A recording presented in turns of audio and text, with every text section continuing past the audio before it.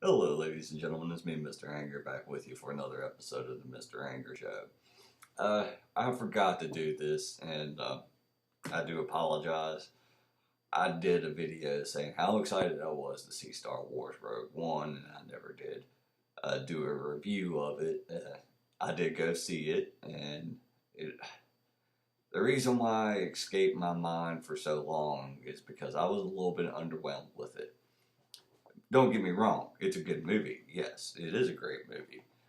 For those not familiar with the Star Wars stories, I'm sure that you enjoyed it a heck of a lot better than I did.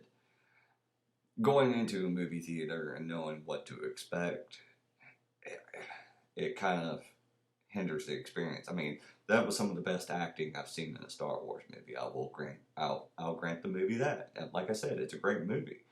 Don't get me wrong. If you went in there not knowing the story and how it was going to end up, you probably enjoyed it and enjoyed the experience a lot more than I did.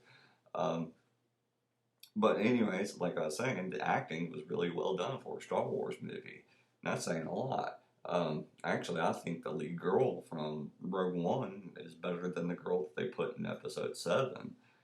Um, they had a lot of throwbacks to the old Star Wars, to the original trilogy, a lot of old appearances. It was pretty cool. Um, you had some great nostalgic moments inside of that film that was just, it was really good. But it's kind of hard to get emotionally invested into the actors when you know that in the end, sorry, spoiler, if you haven't seen this, go ahead, turn it around or turn this off quickly before I say it. You know, they're all going to die. You know it. You know it. If you know the story before you go in there, you know that's going to happen. So you purposely not try to get emotionally attached to the characters. But let's say that I went in and not knew the story and what was going to happen, then yeah, I could have gotten emotionally involved with the characters and felt the movie and experienced it in a completely different way. Yada yada yada. Uh, like I said, it's a great movie though. If you haven't seen it, go see it. Give me a Star Wars movie with the last 5 minutes of Darth Vader. Just a whole movie of nothing but that. Oh man, I'd be at the theaters first thing. Oh, I'd probably be at the theaters several times over, actually, for that kind of movie. But I got into the old TV series, The Avatar. My nephew, he excuse me, watched it, and I got to watching it, and it turned out to be a pretty good show. The Avatar: The Last Airbender. I know they made a movie of it, and I'm ashamed of that movie. I want to direct the next Avatar: The Last Airbender movie. I want to do it properly. I want to do it correct. Because I'm just bored and I'm sitting here and I'm pretty much caught up on everything as far as TV wise and movies that I've wanted to see. So I decided to go back to some goldies but oldies. I got into Avatar, like I said, when my nephew he came over. He liked to watch it. He's like, "Oh, turn it on. It's a good show."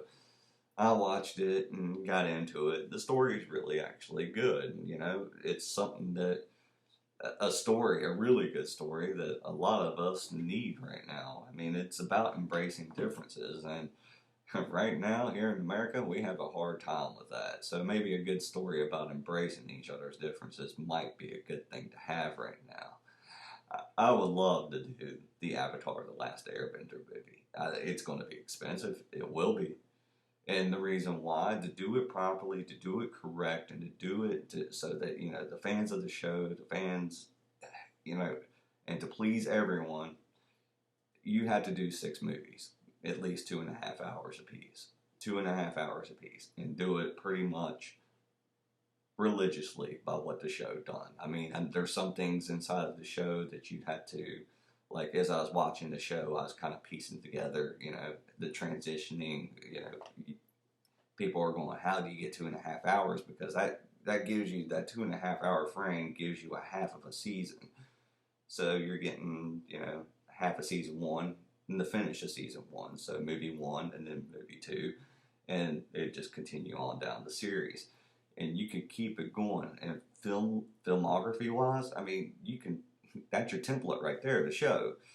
You can that's your script. That's your everything. You do it frame by frame, exact as they done it. You've got a winning scenario. And how do you make that scenario even more winning? You open it up for anyone who's a fan of the show to be part of the experience. You open up a public nationwide, pretty much audition for every character in the show. Why? I mean, because that's what's going to drive it is your fans. The fans of the show are going to drive this. If it's to ever truly happen and truly happen correctly, that's the way it would have to be. I would love to do that project. I would love to tackle that feat right there. But I don't know. Maybe I'm overreaching a little bit. But anyways, I just thought I'd get on here and I forgot. I didn't want to make people think that I forgot about Star Wars. After I did a raving, I wanted to watch it so bad. But anyways, my phone's ringing. That's my cue to get the hell off of here. Y'all have a great day.